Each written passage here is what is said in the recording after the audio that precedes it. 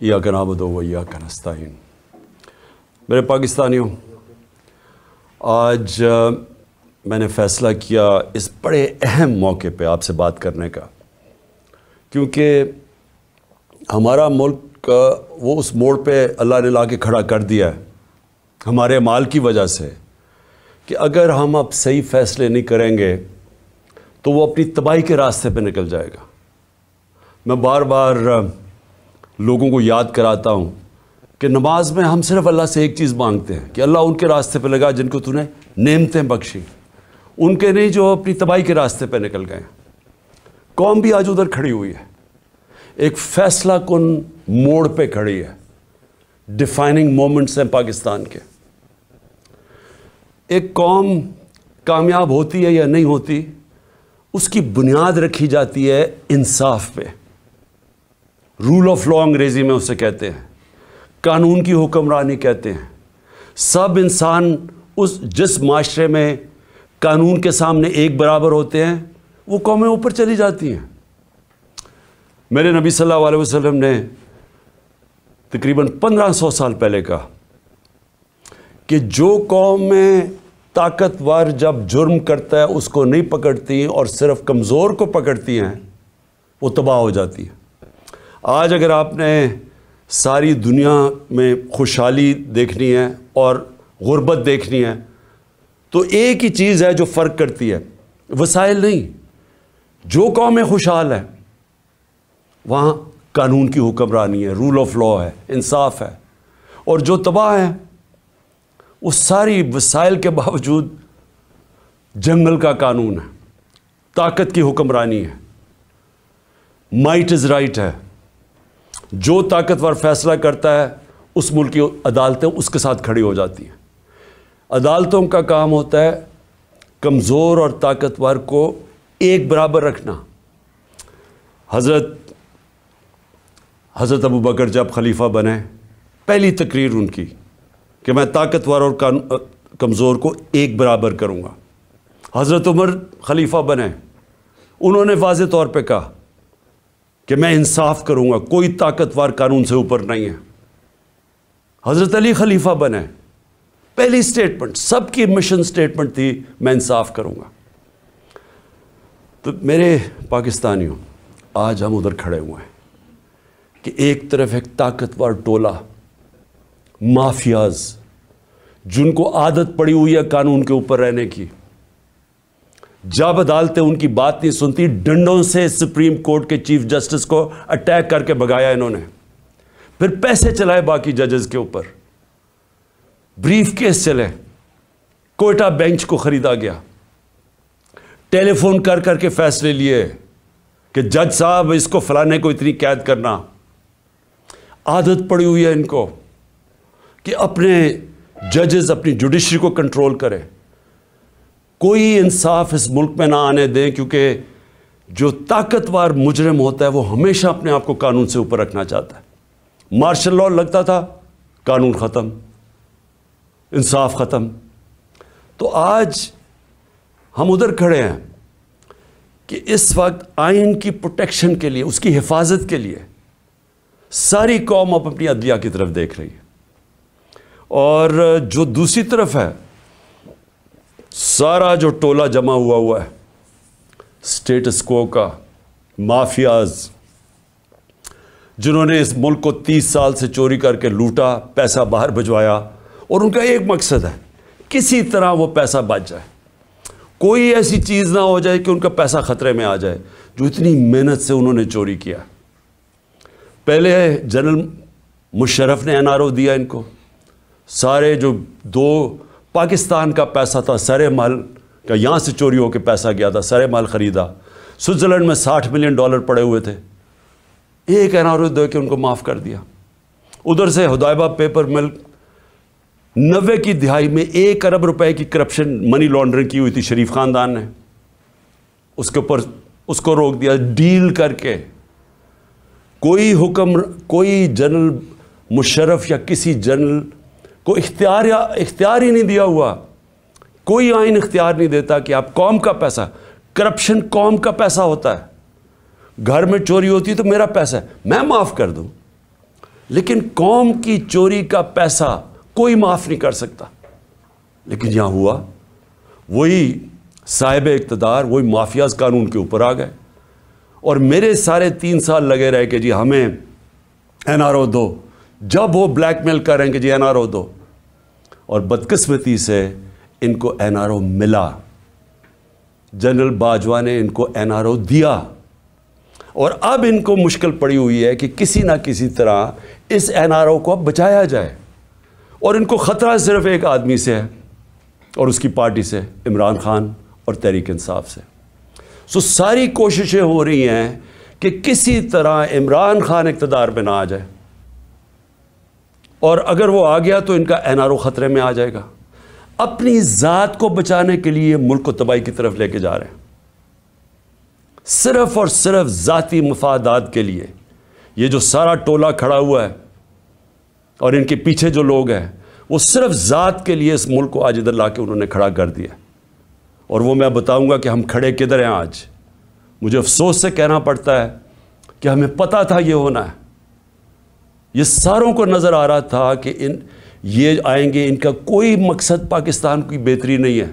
نہیں تو 30 سال ان دونوں خاندانوں نے باریاں لی ہیں, پاکستان تو بنگلہ دیش کے بھی پیچھے چلا گیا. تو اب انہوں نے کیسے ٹھیک کرنا تھا؟ تو سب کو پتا تھا یہ کیوں آ رہے ہیں, اور ان کو اوپر جب مسلط کیا گیا, اور اس کے اوپر میں بعد میں آتا ہوں. تو میں آج پہلے تو اپنی عدلیہ کو اپنی قوم کی طرف سے خراج تحسین پیش کرتا ہوں کہ ہماری ساری امیدیں اب پاکستان کی عدلیہ سے. بدقسمتی سے ماضی میں ہماری جو عدلیہ کا رول رہا ہے, مجھے افسوس سے کہنا پڑتا ہے کہ وہ طاقتور کے ساتھ کھڑی ہو جاتی تھی. انہوں نے کمزور کا ساتھ نہیں دیا. انہوں نے ہمیشہ وہ جو نظریہ ضرورت, ڈاکٹرن آف نیسیسٹی, اس کے تحت انہوں نے بدقسمتی سے ہماری جمہوریت کو بھی نقصان پہنچایا. کہ جدھر رول آف لاء نہیں ہے, جدھر قانون کی حکمرانی نہیں ہے, وہاں جمہوریت نہیں ہے. کوئی یہ نہ سمجھے کہ جدھر جنگل کا قانون ہے وہاں جمہوریت آئے گی. ہو ہی نہیں سکتا. الیکشن تو ساری دنیا میں ہوتے ہیں. کون سے ڈکٹیٹر نے الیکشن کروائے, کون سی ڈیولپنگ دنیا میں الیکشنز نہیں ہوئے, لیکن جمہوریت نہیں ہے وہاں. کیونکہ جمہوریت تو آتی تب ہے جب رول آف لاء ہو, اور رول آف لاء آنے ہی نہیں دیا یہاں. مارشل لاء لگتا تھا, ویسے ہی ڈاکٹرن آف نیسیسٹی, نظریہ ضرورت آ جاتی تھی. اور نہیں تو جب یہ دو جماعتیں آئی ہیں, انہوں نے اپنے آپ کو قانون کے اوپر رکھنا تھا, تو انہوں نے بھی عدلیہ کے نظام کو چینج کیا. جو ڈنڈے مار کے چیف جسٹس سجاد علی شاہ کو اس کے اٹیک کیا سپریم کورٹ کو, وہ ایک جمہوری حکومت نے کیا تھا, مارشل لاء نے نہیں کیا. ان کو اتنا خوف تھا آزاد عدلیہ سے, کیونکہ یہ جب چوری کرتے ہیں تو یہ دیکھ ہی نہیں سکتے کہ اس ملک کی عدلیہ آزاد ہو جائے, کیونکہ چوری پکڑی جائے گی. اور وہی سجاد علی شاہ کر رہے تھے, جسٹس سجاد علی شاہ, اور انہوں نے اس کو اٹیک کر کے ہٹایا گیا. ججز خریدے, بغاوت کروائی سپریم کورٹ میں, صرف اپنی چوری بچانے کے لیے. اور آج بھی ہم وہاں کھڑے ہیں کہ یہ پورا ہماری عدلیہ کے اوپر زور لگا رہے ہیں. ہر قسم کا اب یہ بلیک میل کریں گے, ہر قسم کی ان کی ایک ہی کوشش ہوگی کہ پاکستان کی عدلیہ پھر ان طاقتور کا, ان چوروں کا ساتھ دے. اور اس کے لیے یہ بلیک میل کر رہے ہیں. اور ہر قسم کی, میں اپنی قوم کو کہنا چاہتا ہوں, تیاری کریں آپ. انہوں نے ہر قسم کا پریشر ڈالنا ہے عدلیہ پہ, جو انہوں نے ماضی میں کیا ہے. اور انہوں نے ہر قسم کی کوشش کرنی ہے کہ پاکستان کا آئین جو واضح طریقے سے کہتا ہے کہ 90 دن کے آگے الیکشن نہیں جا سکتی. 90 دن کے بعد یہ 2 کیئر ٹیکر گورنمنٹس, ان کے اوپر وائلیشن ہوگی آئین کی. ان کے اوپر یہ بالکل ان کا جو 900 کے ایک دن کے بعد, 90 کے ایک دن کے بعد, 90 دنوں کے بعد, ایک دن کے بعد یہ حکومتیں غیر آئینی ہو جائیں گی. ان کے کوئی آرڈرز نہیں سننے چاہیے کسی بھی بیوروکریٹس کو, کسی پولیس والے کو, کیونکہ قانون ان کو, آئین ان کو اجازت نہیں دیتا. تو جو اس ملک کی, میں قوم کو صرف آج سب سے پہلے تو یہ بتانا چاہتا ہوں کہ اپنی عدلیہ کے ساتھ ہم نے کھڑے ہونا ہے. ان کو ہماری ضرورت پڑے گی کیونکہ ابھی سے ہی ان کے خلاف سٹیٹمنٹس آنی شروع ہو گئی ہیں, ان کو پریشر ڈالنے کی کوشش کی گئی ہے. جبکہ آئین واضح ہے, اس کے باوجود یہ کہنا یہ کوشش کر رہے ہیں. اور یہ جو 2 مافیا فیملیز اس ملک کے اوپر مسلط ہوئی ہیں, یہ سارا وقت ان کا یہ نہیں کہتی, ان کو شرم بھی نہیں آتی یہ کہتے ہوئے, یہ اصل میں یہ کہتے ہیں کہ ہم قانون سے اوپر ہیں. نواز شریف کہتے ہیں میرے سے بڑا ظلم ہوا ہے, مجھے نکالا گیا. 1.5 سال اس کے اوپر تفتیش کی گئی سپریم کورٹ, اس کے بعد JIT, اس کے بعد ثابت ہوا اس کی کرپشن کا کہ 4 لندن میں بڑے بڑے فلیٹ جو پینما کے انکشاف میں سامنے آئے تھے, جو کسی ہم نے نہیں نکالے. انٹرنیشنلی ان کو اللہ کی پکڑ تھی, ان کے فلیٹ سامنے آ گئے جو ہمیشہ کہتے تھے ہمارے نہیں, ماننے پڑے ہمارے ہیں, اور عدالت میں بتا ہی نہیں سکے کہ پیسہ کدھر سے آیا. تو اس کے بعد جب عدالت نے ان کے خلاف فیصلہ کیا تو یہ نہیں کہ ابھی تک ثابت نہیں کر سکے کہ کدھر سے منی ٹریل گئی اس ملک سے پیسہ یہ فلیٹ خریدنے کو, ایک ڈاکیومنٹ نہیں دے سکے ثابت کرنے کے لیے. لیکن وہ کہہ یہ رہے ہیں کہ جرت کیسے پڑ گئی کسی کے ہمارے اوپر کیس کرنے کی, عدالتوں کو کیسے جرت پڑ گئی ہمارے خلاف فیصلہ کرنے کی. یہ اصل میں یہ کہہ رہے ہیں, اور ابھی بھی یہ کوششیں کریں گے کیونکہ الیکشن سے یہ ڈرے ہوئے ہیں, عوام سے ڈرتے ہیں. پہلے کہتے جی ووٹ کو عزت دو, بڑی کیمپین کی ووٹ کو عزت کو. ہم جب پاور میں تھے الیکشنز کرواؤ, 3.5 سال میں سنتا رہا جی الیکشنز کرواؤ, اور اب الیکشن سے بھاگ رہے ہیں کیونکہ یہ تب الیکشنز کروائیں گے. سب سے پہلے عمران خان کو ڈسکوالیفائی کرو, عمران خان کو جیل میں ڈالو, یہ نواز شریف کی شرائط ہیں. اس کو وہ لیول پلینگ فیلڈ کہتا ہے. خود پکڑا گیا ہے اربوں روپے کے وہاں پراپرٹیز میں بیٹھا ہوا ہے, ثابت نہیں کر سکتا, عدالتوں سے جیل سے باہر بھاگا ہوا ہے جھوٹ کے اوپر. یہ شہباز شریف نے جعلی ایفیڈیوٹ دیا ہوا ہے لاہور ہائی کورٹ کو, کوئی شرم نہیں ہے اس کی. لیکن عمران خان کو جیل میں ڈالو, ڈسکوالیفائی کرو, تحریک انصاف کے لوگوں کو پکڑ دھکڑ کرو. شرمناک رول ہے اس ملک کی الیکشن کمیشن کا. میں نے کبھی اس طرح کی بے شرم الیکشن کمیشن نہیں دیکھی.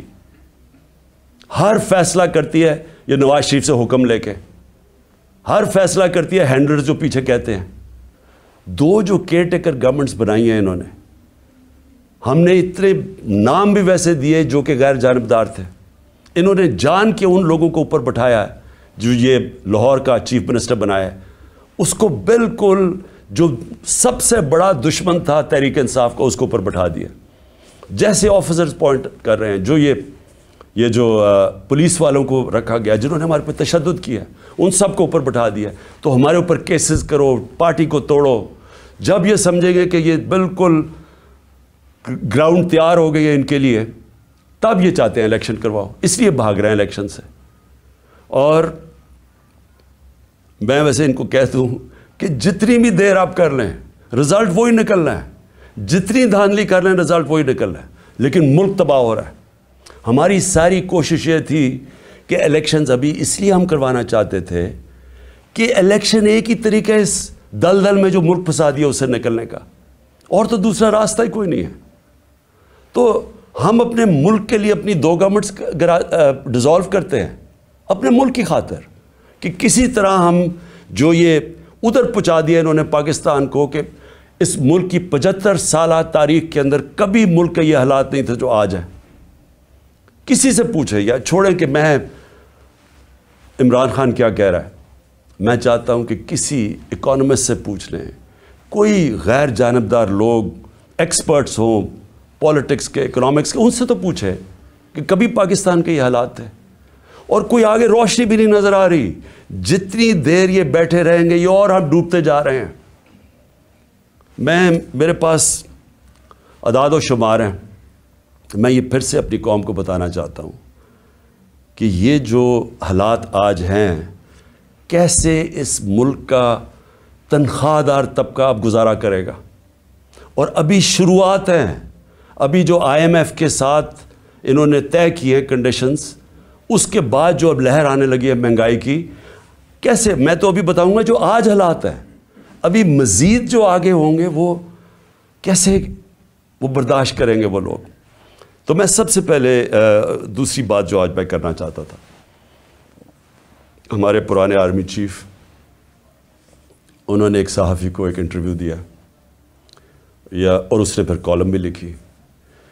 اس میں اس نے 2-3 چیزیں ایسے کہیں، تو میں صرف ان کے اوپر بات کرنا چاہتا ہوں کہ اگر ہمارے ملک نے اب اس دلدل سے نکلنا ہے تو پاکستان کو ایسے ہمیں چلانا پڑے گا جو اب تک ہم نہیں چلا پا رہے. اور اس کے لیے سب سے پہلی چیز ہوگی رول آف لا. جب تک ہم سب کو قانون کے نیچے نہیں رکھتے، جب تک آئین کے دائرے میں رہ کے ادارے اور لوگ کام نہیں کرتے، اس سے اب ہم نہیں نکل سکتے. میں پھر سے کہہ رہا ہوں، ایک ہے نعمتوں کا راستہ، وہ بالکل مختلف ہے. ایک ہے تباہی کا راستہ، اس طرف ہم نکلے ہوئے ہیں. تو یہ جو آرمی چیف نے، ایکس آرمی چیف نے باتیں کی، سب سے پہلے تو مجھے حیرت ہوئی کہ اس نے کہا جی عمران خان ملک کو تباہی کی طرف لے کے جا رہا تھا. میں نے عمران خان سے ملک کو بچانا تھا تو تسلیم کر لیا کہ اس نے فیصلہ کیا تھا گورنمنٹ گرانے کا، جو میں اور ساری قوم کو ویسے ہی پتہ ہے. لوگوں کو تو اب سوشل میڈیا کا زمانہ ہے. وہ آخری رات جس دن میں نے کہا تھا کہ کوئی رہ تو نہیں گیا، تو اس دن رات کو تو سب قوم کو پتہ چل گیا تھا کہ کون تھا پیچھے اس کے. وہ ارشد شریف شہید نے بڑی زبردست بات کی، وہ کون تھا، تو سب کو پتہ تھا وہ کون تھا. لیکن یہ نہیں میں سوچ رہا تھا کہ وہ تسلیم ہی کر جائے گا کہ وہ میں تھا. اور اس نے کہا کہ بڑے برے حالات تھے پاکستان کے اور تباہی کی طرف جا رہا تھا. تو پہلے تو اس نے اکانومی کی طرف کہا، پھر اس نے فورن پالیسی کی طرف کہا کہ امریکہ بڑا ناراض تھا، امریکہ خوش نہیں تھا عمران خان سے، اور فورن پالیسی کا بھی وہ ایکسپرٹ تھا. پھر اس نے سیاست کی بھی کوئی باتیں کی، بڑا لمبی بات چیت کی. پھر وہ شوکت ترین کے اوپر کہہ دیا کہ اس نے اکانومی تباہ کر دی. تو اکانومی کا بھی ایکسپرٹ، پولیٹکس کا بھی ایکسپرٹ، فورن پالیسی کا بھی ایکسپرٹ. وہ دیکھیں، یہ آگے جو میں اب ملک کو آگے کا سوچ رہا ہوں نا کہ ملک آگے کیسے بڑھے گا. دیکھیں، یہ ایک آدمی کے پاس جب اتنی زیادہ پاور آ جاتی ہے، جو پاور اس جنرل باجوہ کے پاس تھی کہ سپر کنگ تھا، سب کے اوپر بیٹھا ہوا تھا، سارے فیصلے اس کے. گورنمنٹ تب تک ٹھیک، یعنی گورنمنٹ کے کام تب تک ہوتے تھے جب تک جنرل باجوہ فیصلہ کرے کہ ہاں یہ ٹھیک ہے. لیکن اگر میں عمران خان کہہ رہے کہ اس ملک میں احتساب ہونا چاہیے، جو 30 سال سے ملک کو چوری کر رہے تھے، جن کے پرانے کیسز بنے ہوئے ہیں، سوائے شہباز شریف کے 2 TT کیس اور وہ جو اس کا FI میں مقصود چپڑاسی والا کیس تھا 16 ارب کا، اور TT کا 8 ارب، جو اوپن اینڈ شٹ کیسز تھے، ان کے علاوہ تو سارے پرانے کیسز تھے. لیکن جب باجوہ صاحب نے فیصلہ کر لیا کہ احتساب نہیں ہوگا، تو احتساب نہیں ہو سکتا، کیونکہ اس نے اس میں تسلیم بھی کر دیا کہ نیب کو بھی وہ کنٹرول کرتے تھے. سو نیب بھی ان کے ہاتھ میں تھی، تو اکاؤنٹیبلٹی اگر وہ نہیں فیصلہ کرتے تو نہیں ہو سکتی، کیونکہ سپر کنگ ہیں وہاں بیٹھے ہوئے. اس سے کیا چیز سامنے آئی کہ ایک آدمی کو جب اتنی زیادہ پاور مل جائے، لیکن اس کو کوئی پوچھنے والا نہیں ہے، کوئی چیک نہیں کر سکتا. تنقید تو عمران خان کی ہوتی تھی ہر دوسرے دن، ہر روز ٹی وی پہ گالیاں سن رہا ہوں، تنقید ہو رہی ہے. پنچنگ بیگ تو میں تھا، پاور وہ لے کے بیٹھے تھے. فیصلہ جو کرنا ہے وہ، اگر وہ فیصلہ میں کوئی پالیسی وہ مانتے تھے تو وہ ہو جاتی تھی. اور خوش قسمتی سے کرونا کے اوپر ہم ایک پیج پہ آ گئے، کیونکہ ہم نے بڑا فیصلہ کیا کہ سمارٹ لاک ڈاؤن ہونا. ہم اپنے لوگوں کو تباہی میں نہیں ڈالنے لگے، کیونکہ غریب نے کچھ نہیں جانا تھا. اگر ہم لاک ڈاؤن کر دیتے غریب نے مر جانا تھا. تو ہم نے بڑا فیصلہ کیا تھا، تو اس میں انہوں نے سپورٹ کی، تو وہ تو ٹھیک چلتا گیا، بلکہ بڑا اچھا کام ہوا. اور بھی کام تھے. میں بار بار کہتا ہوں کہ بڑا ایشو بن سکتا ہے پولیو کا پاکستان میں. اس کے اندر بارڈر ایریاز میں بہت مدد کی انہوں نے. پھر ٹڈی کا آ گیا تھا، وہ جو لوکسٹ کا تھا، مدد کی اس میں. لیکن جدھر فیصلہ کیا کہ احتساب نہیں ہونا، اور ان کے فیورٹ شہباز شریف تھا، آپ شہباز شریف کو کچھ نہیں کر سکتے تھے. اس کا جج کبھی آ جاتا تھا، ہم بھی حیران کہ کبھی آج جج بینچ ٹوٹ گیا تو پتہ ہی کچھ ہو گیا ہے، پھر شہباز کی کمر ٹھیک نہیں ہے، ओपन एंड शट केस हम नहीं पकड़ सके, और उसको फैसला किया हुआ था कि प्राइम मिनिस्टर बनाना है, और फैसला काफ़ी पहले का हो गया था। कहने का मेरा मकसद ये है कि आज जिधर पाकिस्तान खड़ा है, जिम्मेदार तो वो आदमी है जिसने ये फैसला किया कि अब गवर्नमेंट गिरानी है, इमरान बड़ा ख़तरनाक है, लेकिन कौम आज सारा उस फैसले की, कौम जो तबाही हुई है मुल्क के अंदर, अब कौम उसका बोझ बर्दाश्त कर सकती है। तो कोई पूछने वाला नहीं है, कोई इंक्वायरी नहीं होगी कि किस तरह फैसला किया। हर दुनिया के अंदर जब भी कोई जिम्मेदारी लेता है, उसी के पास अथॉरिटी होती है और उसी से पूछा जाता है, वो आंसरेबल होता है। लेकिन ये आदमी आंसरेबल ही नहीं किसी का, जो मर्जी फैसला ठीक हो गया तो क्रेडिट ले लिया, मैंने ये कर दिया, जब गलत हुआ तो जिम्मेदार इमरान खान था। और आज कौन जिम्मेदार है? मेरा सवाल ये है कि चलती हुई इकॉनमी को जो आज इसने यहाँ पहुँचाया है, इसका कौन जिम्मेदार है? ये कहते हैं ना जी कि बड़े बुरे हालात थे। मैं आपको IMF फरवरी 2022 में, आज से 1 साल पहले, पाकिस्तान की इकॉनमी के ऊपर वो कमेंट करते हैं, समरी बनाते हैं, एग्जेक्टिव समरी। वो क्या कहता है? 4 चीज़ें कहता है पाकिस्तान की। 1 साल पहले, हमारी हुकूमत गिराने से 1.5 महीना पहले, वो कहता है कि पाकिस्तान की इकॉनमी वाज ग्रोइंग फास्ट, तेज़ी से हमारी दौलत में इजाफा हो रहा था, सस्टेनेबल, कि ये सस्टेन कर सकती थी, यानी ये एक वन ऑफ नहीं है, ये कोई तुक्का नहीं लगा, ये सस्टेन करनी थी, यानी इसी तरह चलते रहना था। और उसमें वो क्या कहता है, ये भी ज़रा सुने। वो कहता है कि 7 सालों के अंदर पाकिस्तान की जो मिडिल क्लास में इजाफा होगा, यानी जो मिडिल क्लास, जो जिनके हालात बेहतर होंगे, वो 6 करोड़ लोग ऊपर जाएंगे, मिडिल क्लास बनेंगे पाकिस्तान की, IMF कह रहा है। फिर कहते हैं इंक्लूसिव। इंक्लूसिव का क्या मतलब है कि सिर्फ अमीर अमीर नहीं हो रहा, उन्होंने कहा कि सारा आबादी इसके अंदर शामिल थी। गरीबों के लिए हेल्थ कार्ड, लांसेट जो कि दुनिया की लीडिंग मेडिकल जर्नल है, जो उनके सारी दुनिया के टॉप डॉक्टर्स वो जर्नल पढ़ते हैं, जिसको लांसेट कहते हैं, लांसेट पाकिस्तान के हेल्थ कार्ड की तारीफ़ कर रहा था। और वो तारीफ़ इसलिए कर रहा था कि पहले तो ये निचले तबके को पहली दफ़ा एक इंश्योरेंस मिली कि गरीब घराना किसी भी अस्पताल में जाके अपना 10 लाख तक इलाज करवा सकता था। ये उन्होंने, लांसेट लिखता है कि हमारे से बहुत अमीर तरीन मुल्कों के पास भी यूनिवर्सल हेल्थ कवरेज नहीं थी जो पाकिस्तान में थी। और इसका जो दूसरा क्या पहलू था कि हमारे जो प्राइवेट सेक्टर है, जो देहातों में नहीं जाता, जो हमारे गवर्नमेंट हॉस्पिटल्स हैं, वहाँ देहातों में डिस्ट्रिक्ट हॉस्पिटल्स खाली पड़े होते हैं, डॉक्टर्स नहीं जाते, नर्सेज नहीं जाते, वहाँ सारे बेचारे उधर से उठ के लोग आ जाते हैं डिविजनल हेडक्वार्टर्स या बड़े शहरों में। तो पहली दफ़ा प्राइवेट सेक्टर देहातों में जा रहा था, उन्होंने छोटे छोटे हॉस्पिटल्स बनाने शुरू कर दिए हेल्थ कार्ड की वजह से। तो एक हेल्थ कवरेज का नेटवर्क बन रहा था पाकिस्तान में, जो कि इन्होंने आके ख़त्म किया। और क्यों किया? क्योंकि वो मरियम की वो ऑडियो लीक्स, उसमें वो कहती है कि इमरान खान को फ़ायदा ना हो जाए, अपने तो खांसी भी हो और वो ज़ुकाम भी हो तो बाहर चले जाते हैं सारा टब्बर इलाज करवाने के लिए, थोड़ी सी चीज़ हो पता चलता है जी अब फिर लंदन पहुंच गए इलाज करवाने के लिए। और कोई ऐसा दो दुनिया में सिर्फ मुल्क हैं जो कि मरियम बीबी का सिर्फ इलाज हो सकता था, वहाँ और कोई दुनिया में हो ही नहीं सकता था। लेकिन आम आदमी का कभी सोचा कि गरीब घराने के अंदर जब एक बीमारी आ जाती है तो पता है कि उनके ऊपर क्या गुजरती है? सारा ख़ानदान गुर्बत की लकीर के नीचे चला जाता है।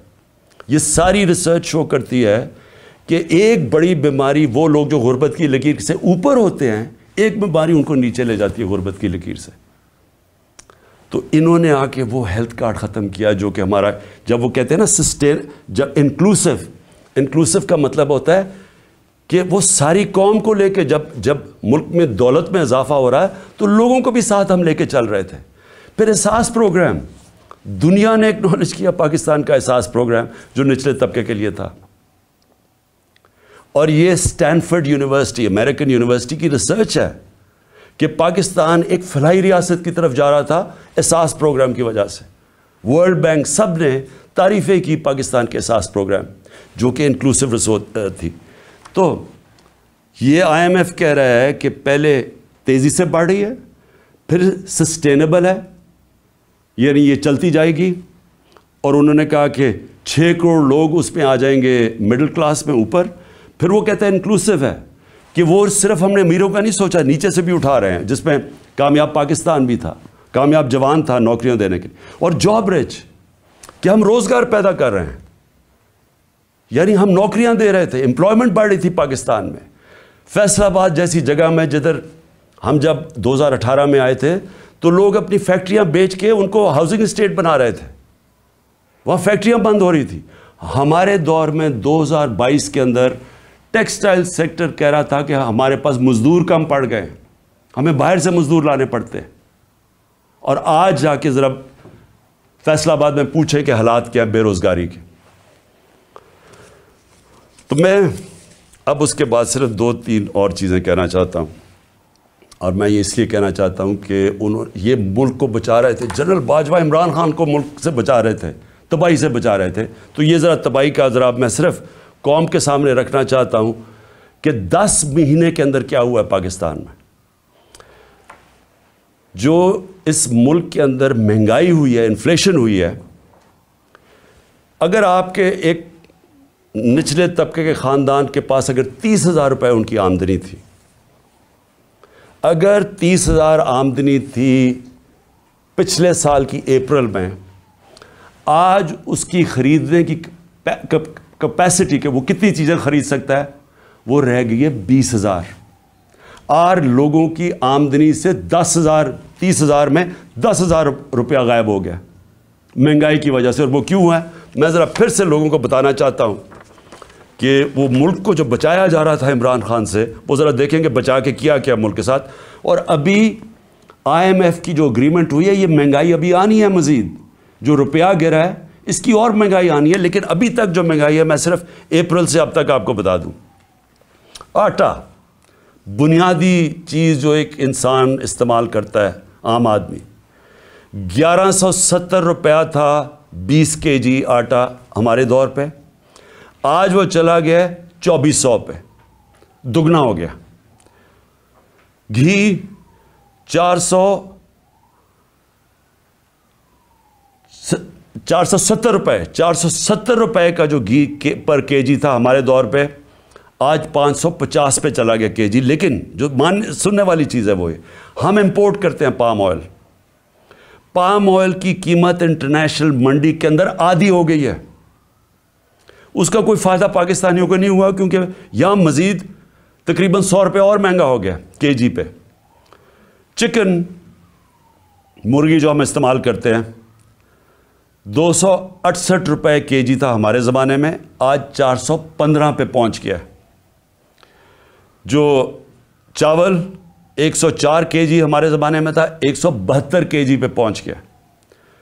پیاز, جو عام آدمی پیاز اور روٹی کھانے والے لوگ ہیں, 62 روپے کلو تھا پیاز, آج پہنچ گیا 225 روپے کلو.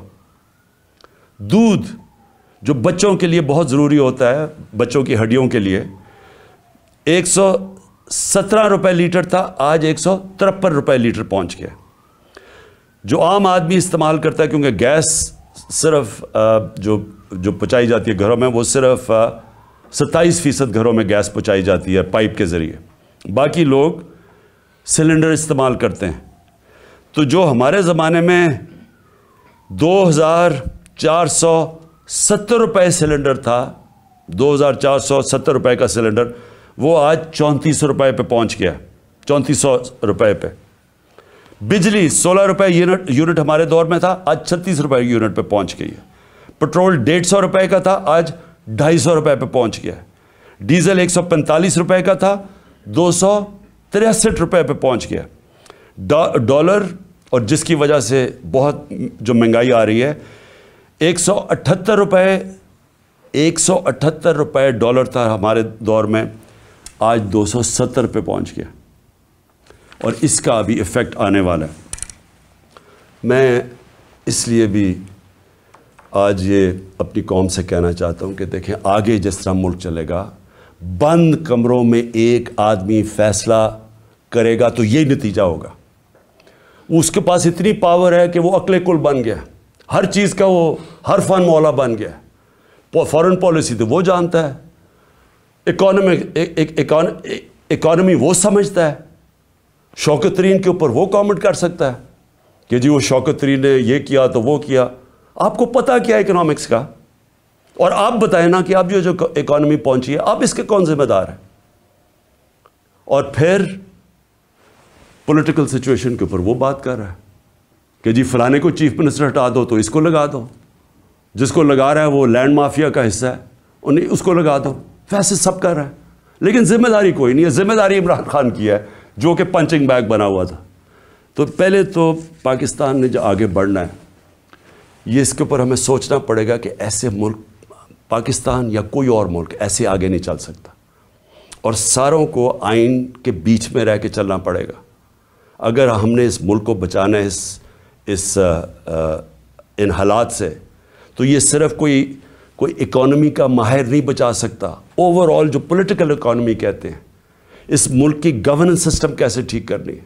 سب سے بڑے جو ہمارے پاکستان کو جو اس دلدل سے نکال سکتے ہیں وہ اوورسیز پاکستانی.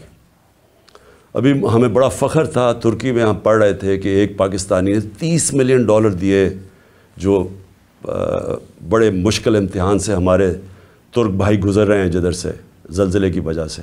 ایک پاکستانی نے $30 ملین دیے. تو سوچ لیں کہ پاکستانی جو باہر بیٹھے ہوئے ہیں ان کے پاس کس طرح کے وسائل ہیں. میں کئی ایسے پاکستانی جانتا ہوں. اگر ہم ملک کا یہاں ماحول گورننس ٹھیک کر لیں یا رول آف لا لے آئیں، ان کو اعتماد ہو جائے ہمارے انصاف کے نظام پہ، کانٹریکٹ انفورسمنٹ کہ اگر وہ سرمایہ کاری کرتے ہیں تو وہ ان کا کوئی قبضہ نہیں ہو جائے گا، ان کے گھروں پہ قبضہ، فلیٹوں پہ قبضہ، جس طرح کے پلاٹس پہ قبضہ ہوتا ہے.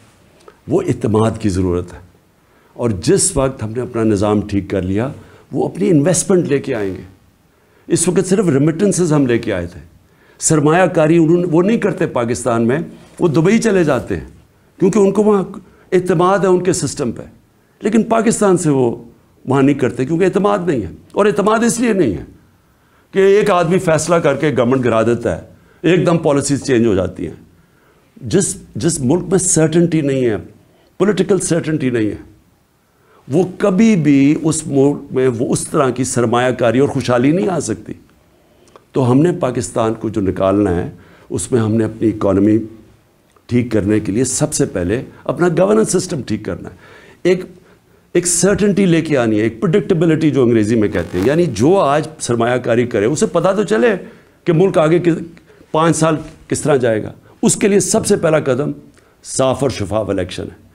جب تک ہم صاف اور شفاف الیکشن نہیں کرواتے ملک کے اندر استحکام نہیں آتا. جب تک پولیٹیکل سٹیبلٹی نہیں آتی اکانومی سٹیبلائز نہیں کرتی. اور کوئی مجھے آج بتا دے کہ اس کے علاوہ کوئی حل ہے. ہمارا مسئلہ یہ ہے کہ ہمارا پالا پڑا ہوا ان لوگوں سے جو ملک کا نہیں سوچ رہے. ان کے پیسے باہر پڑے ہیں، ان کی اربوں ڈالر باہر پڑے ہیں. ان کو کوئی فکر نہیں ہے کہ اگر پاکستان نیچے جاتا ہے تو ان کو کوئی نقصان نہیں ہوتا کیونکہ ان کے ڈالر تو اوپر جا رہے ہیں روپے کے مقابلے میں، ان کو کوئی فرق نہیں پڑتا.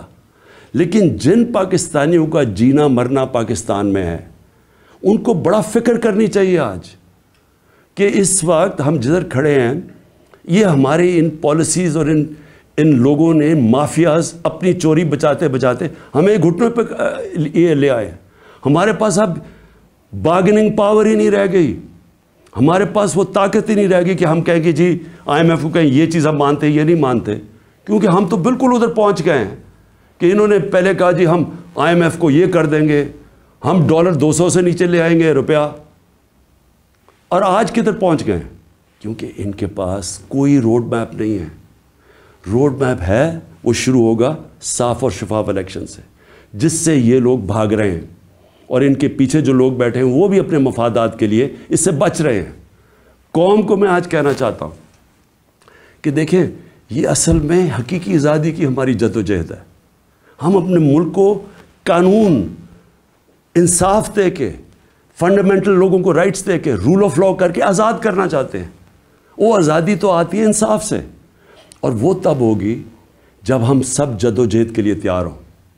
میں نے جو جیل بھرو تحریک ہے اس کی میں پوری تیاری کر رہا ہوں, اور مجھے خوشی ہے کہ بڑے لوگ رجسٹر کر رہے ہیں اس میں میری انتظار کریں, میں چند روزوں میں یہ اعلان کروں گا, کیونکہ ہم یہ سسٹم دو طرح ہیں, توڑ پھوڑ کر دیں, سڑکوں پہ نکل جائیں, انتشار پھیلا دیں, ہم کر سکتے ہیں. سب سے زیادہ اسٹریٹ پاور ہمارے پاس ہے, لیکن ملک یہ برداشت نہیں کر سکتا.